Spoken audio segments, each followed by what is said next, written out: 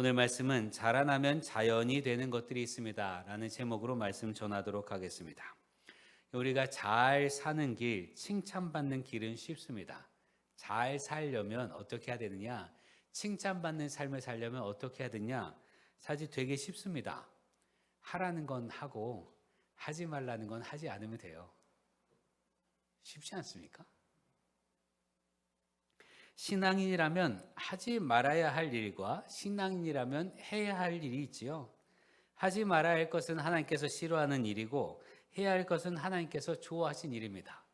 그렇게만 하면 우리 삶은 행복합니다. 얼마나 쉽습니까? 하라는 거 하고 하지 말라는 거 하지 않으면 되니 말이지요. 예수님은 율법에 여러 가지 내용들이 있으니까 그걸 더 축약해 주셨어요. 더 쉽게 말이지요.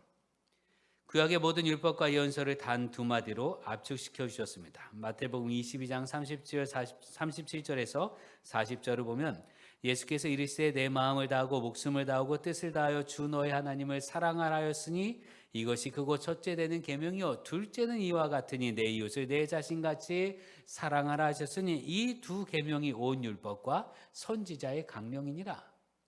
예수님께서 우리가 하나님 앞에서 행복하게 사는 길을 딱 가르쳐 주셨어요. 이것만 하면 된다고. 그게 뭡니까? 하나님 사랑하고 이웃을 사랑하는 거예요. 얼마나 쉽습니까? 하나님 사랑하고 이웃 사랑하면 우리 삶은 행복합니다. 이거 얼마나 쉬워요. 근데 이것도 좀 어려워하니까 심지어 바울 사도가 이를 더 축약해줘요. 하나만 하라는 겁니다. 그게 뭡니까? 주님께 하듯 하라는 거예요. 골로새서 3장 23절에 무슨 일을 하든지 마음을 다하여 주께 하듯 하고 사람에게 하듯 하지 말라. 무슨 일을 하든 주님께 하듯 하면 된다 이거예요. 이웃을 어떻게 사랑해야 됩니까? 주님께 하듯 하라는 거예요. 그 이웃이 주님, 예수님이라면 하나님이 바로 옆에 있으니 하나님께 하듯 하라는 거지요. 얼마나 쉽습니까? 그런데 믿음 생활을 하면서 참 어렵게 여겨지지요. 신앙생활하는 거 참 어렵다라고 여겨집니다.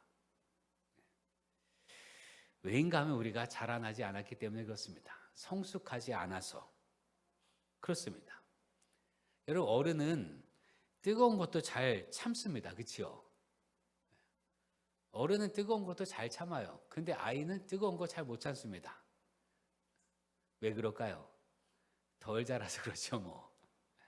어른이 되어가는 가운데 더러 뜨거운 것도 만지게 되고 이런 것도 경험하고 저런 것도 경험하다 보니 뜨거워도 괜찮아 이 정도는.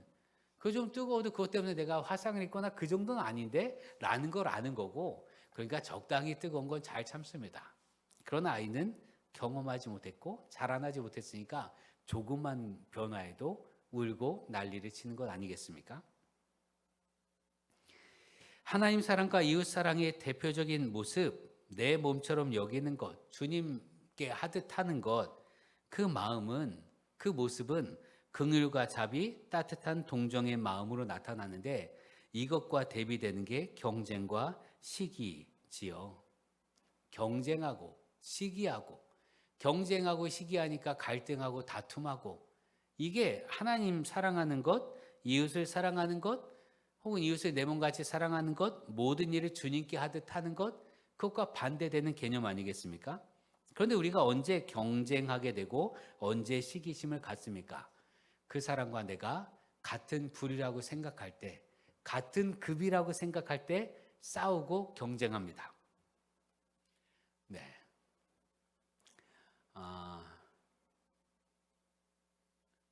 이라하고 가을이는 조금 지나면 싸울 수 있어요.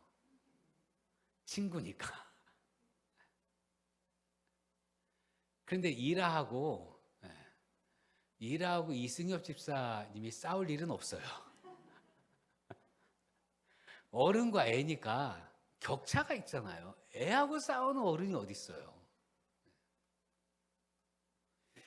같은 부류라고 생각할 때 시기심도 생깁니다. 이라가 받는 사랑을 이승엽 집사님이 시기하지 않을 거란 말이죠. 그렇죠? 교인들이 이라를 아무리 사랑해도 이승엽 집사님이 그것 때문에 시기하지 않을 거란 말이에요.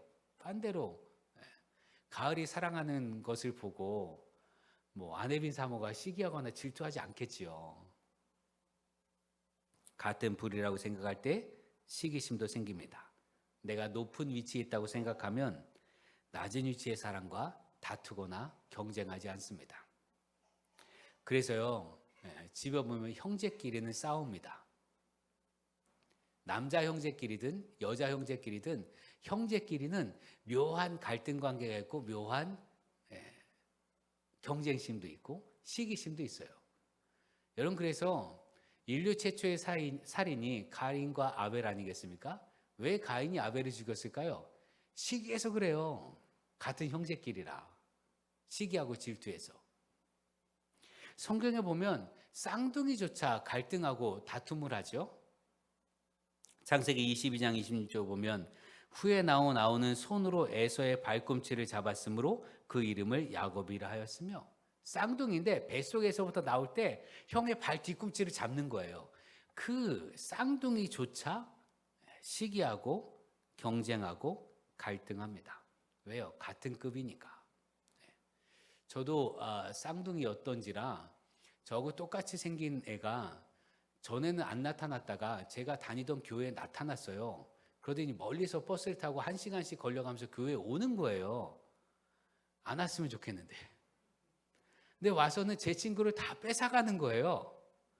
분명히 나하고 더 친했는데 얘들이 신기해서인지 뭐해서 그런지 제 동생하고 점점 더 친해지는 거예요. 그때 얼마나 미웠는지. 쌍둥이도 갈등하고 다툼합니다. 왜요?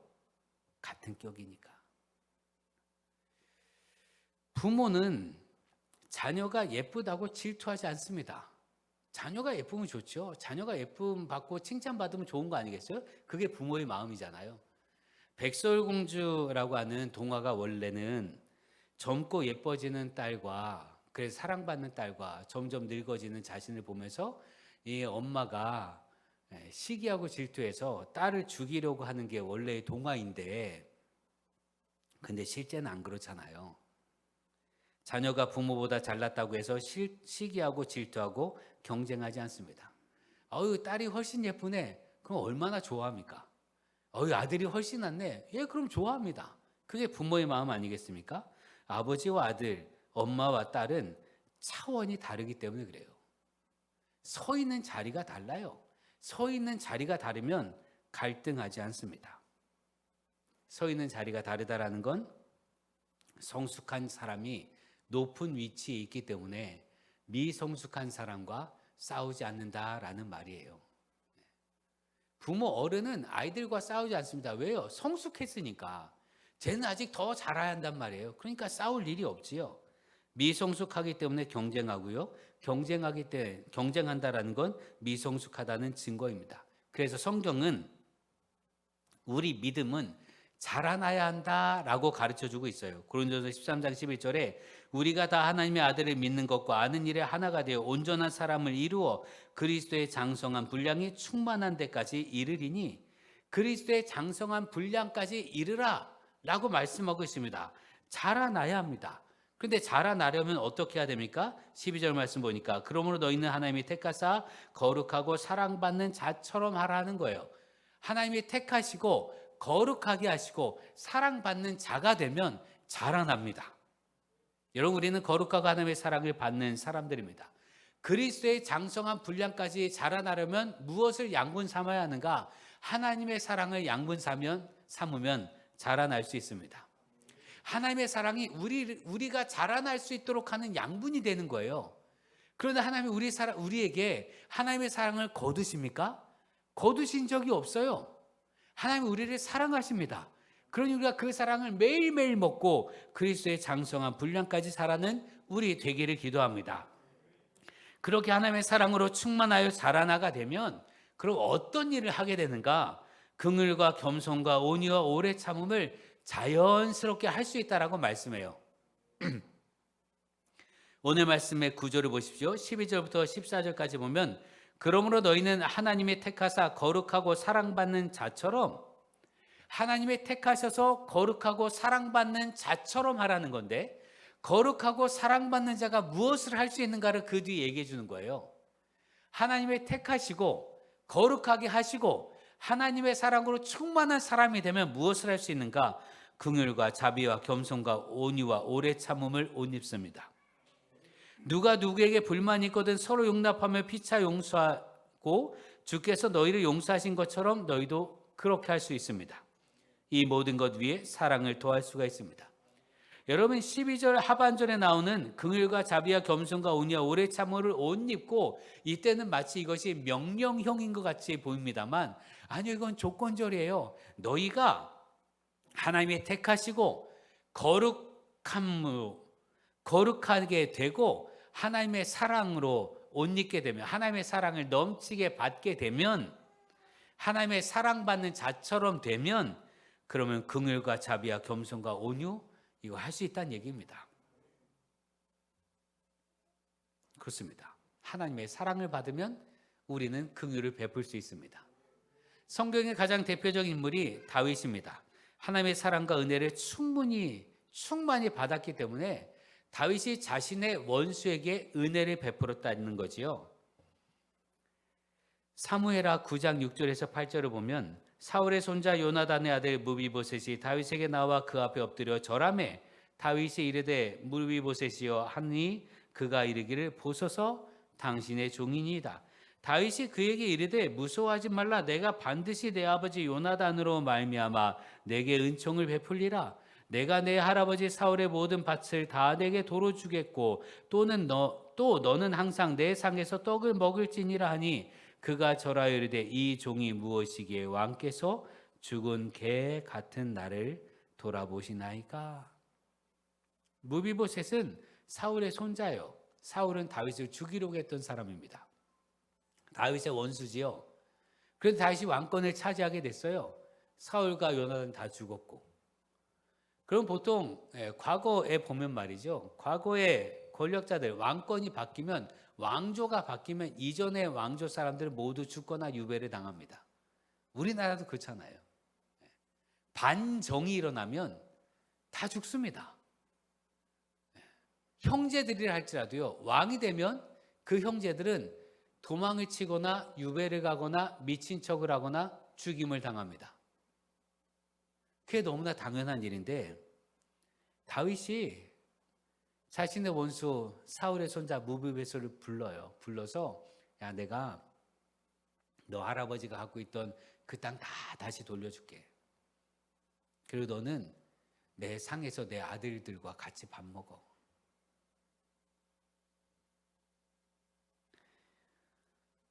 이것이 긍휼이고 자비의 마음입니다.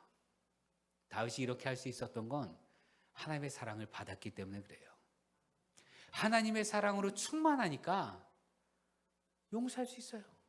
받아줄 수 있어요. 여러분, 큰 사람이 넉넉히 봐주고요, 희생합니다. 부모가 되어야 희생하는 마음이 생기지요. 목자의 마음을 품어야 희생할 수 있는 마음을 품습니다. 그리스도의 장성한 분량으로 자란 자가 희생합니다. 여러분, 혹 여러분이 신앙생활하는 가운데 혹은 교회에서 내가 희생하고 있어요 라고 생각된다면 그걸 억울해할 일이 아니라 여러분이 자라났다는 증거예요. 난 왜 자꾸만 희생하지? 라고 생각이 된다면 여러분 그만큼 큰 사람이라는 증거예요. 큰 사람이니까 희생하지요. 작은 사람은 희생하지 않습니다. 그렇게 할 일이 주어진다 할지라도요, 미성숙한 사람은 안 하지요. 여러분이 더러 그 일을 하면서 속상하고 안타까운 마음을 가지면서 그 일을 하잖아요. 한다는 그 자체는 성숙했다는 그 증거예요. 자라난 사람만이 희생하고, 자라난 사람만이 돌보고, 자라난 사람만이 헌신하고, 자라난 사람만이 봉사합니다. 그래서 내가 교회에서 무언가를 하고 있다면 충분히 자라났구나 하며 기뻐할 수 있는 여러분 되기를 기도합니다. 성경은 또 자라났다는 증거를 뭘로 두는가 하면 겸손함에 둡니다. 겸손함.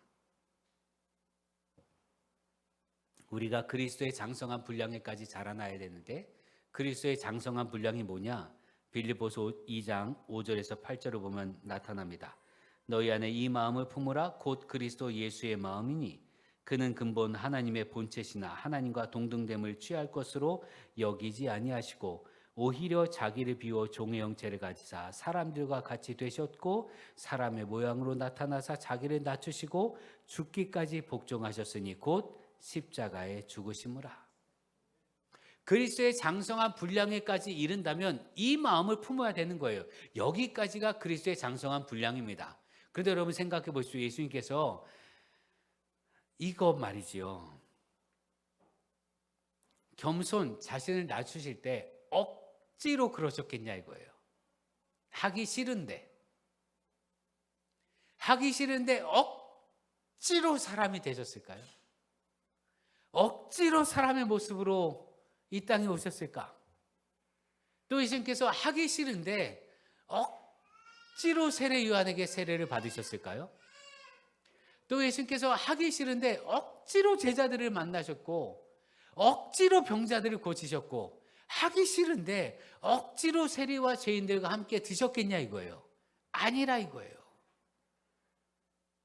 겸손의 힘은 하나님의 사랑에 있음을 믿으시기 바랍니다. 하나님의 사랑으로 충만하니까 그 일을 할 수 있는 거예요.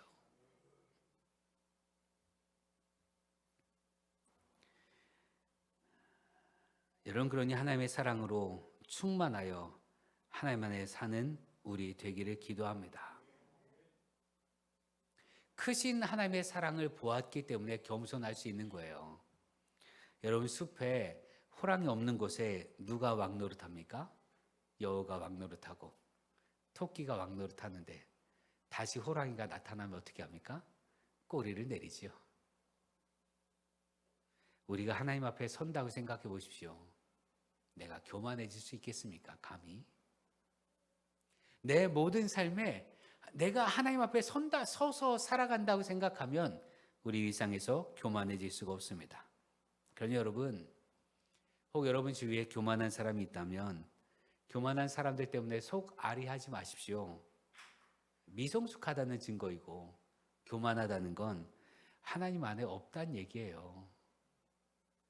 내가 하나님 안에 있다면, 내가 하나님 앞에 섰다면 사람은 겸손해질 수밖에 없습니다. 그렇잖아요. 하나님 앞에 있다면 겸손해질 수밖에 없어요. 그런데 왜 교만합니까? 하나님 앞에 없으니까 교만한 거예요. 그러니 내 곁에 혹 교만한 사람이 있다면 그 사람 때문에 아우 저 사람 어떻게 하지? 어떻게 저럴 수 있지? 하고 속아려할 이유가 없어요. 하나님 앞에 없는 거예요. 미성숙한 거예요. 근데 뭐 그 사람 때문에 속상해합니까? 우리가 주님 안에서 성장하고 자라나면 하나님의 사랑으로 충만하다면 자연스럽게 겸손해집니다. 이 겸손은 어떤 형태로 나타나는가 하면 온유함으로 나타납니다. 예수께서 뭐라 하십니까? 너희는 내게로 와서 내게 배우라 말씀하셨어요. 그러면서 말씀하신 게 뭡니까? 나는 온유하고 겸손하니. 주님을 닮아가면 겸손해집니다. 겸손해지면 온유해집니다. 그게 겸손해진 거예요. 온유함이란 그냥 따뜻한 게 아니에요. 그냥 언제든지 웃고 어우 참 따뜻합니다. 당신 정말 따뜻하네요 라는 게 정도가 온유함이 아니라 온유는 컨트롤된 파워입니다. 절제된 힘, 통제된 힘이에요. 힘이 있는데 힘을 발휘하지 않는 게 온유함이에요. 내가 해도 되는데 내가 화를 표출할 수 있는데 그런 권한도 있고 힘도 있는데 그거 하지 않는 게 온유함입니다. 쉽게 얘기하면 내가 얘 혼낼 수도 있는데 안 혼내는 게 온유함이에요. 부모가 갖춰야 될 성품이죠. 부모는 자녀를 혼낼 수 있습니다. 그러나 혼내지 않는 것, 그게 온유함이에요. 하나님은 우리를 벌하실 수 있습니다. 하나님 우리를 멸하실 수 있습니다. 하나님 우리를 심판하실 수 있습니다. 그런데 하나님께서 그 힘을 사용하지 않으시고 우리를 구원해 주셨습니다. 그것이 하나님의 온유함입니다. 그 온유함으로 우리가 구원을 받았습니다. 그러니 예수님의 이름으로 행동한다면 온유함을 이룰 수가 있습니다. 예수님 그리스도의 완전에까지, 그리스도의 장성한 분량에까지 이르는 사람, 그리스도의 장성한 분량에까지 서는 사람, 그 사람들이 하는 모든 일은 예수의 이름으로 하는 일이 됩니다. 오늘 말씀에 바울 사도가 뭐라고 이야기하는가 하면 17절에 무엇을 하든지 말에나 일에나 다 주 예수의 이름으로 하고 그를 힘입어 하나님 아버지께 감사하라. 주님의 이름으로 하면 우리 다 할 수 있습니다. 온유한 것도 할 수 있고요, 사랑할 수 있고요, 긍휼을 베풀 수 있고요, 용서할 수 있고요, 화해할 수 있습니다. 누구의 이름으로 할 때요? 주님의 이름으로 할 때입니다.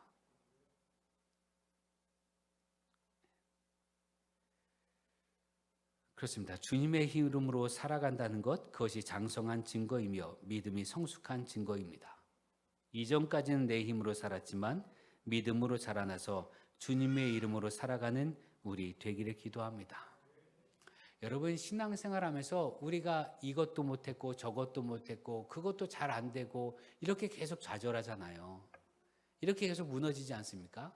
내가 신앙생활하면서 좀 잘하고 싶은데 이런 용서도 안 되고 화해도 안 되고 온유함도 안 되고 뭐 긍휼 베푸는 것도 안 되고 자꾸 이러잖아요. 그러니까 이 강론에 집중하며 살다 보니까 그러니까 매번 속상해요. 매번 실수하고. 여러분, 오늘 말씀에 이르면 하나님의 택함 받은 자가 되고 거룩한 자가 되고 하나님의 사랑을 받으면 그 외 건 자연히 할 수 있다고 얘기해요. 여러분의 모든 신앙생활의 모든 힘을 그리스도의 장성한 분량에 이르는 데 두는 우리 되길 기도합니다. 내 신앙생활의 목표를 예수님처럼 되는 거에 두면 그럼 사랑할 수 있어요. 온유할 수 있습니다. 용서할 수 있습니다. 자비를 베풀 수가 있습니다. 예수님처럼만 되면 말이죠. 그러니 강론에 흔들리지 마시고 그리스도의 장성한 분량에까지 이르는데 최선을 다하는 우리 되기를 기도합니다. 이것이 우리 신앙생활의 목적이 되길 기도합니다. 주님 닮아가는 삶이 되길 바랍니다. 그래서 주님의 이름으로 여러분이 살고 여러분이 주님의 이름으로 살아서 예수님께서 영광 받으시는 은혜가 그 놀라운 광경이 우리에게 펼쳐지기를 주의 이름으로 축원합니다. 기도하겠습니다. 당신의 모든 것을 내어주시기까지 우리를 사랑하신 주님께 감사드립니다. 우리가 예수님의 이름으로 사람들을 대할 수 있다면 그 자체로 하나님의 뜻이 이루어진 것임을 믿습니다.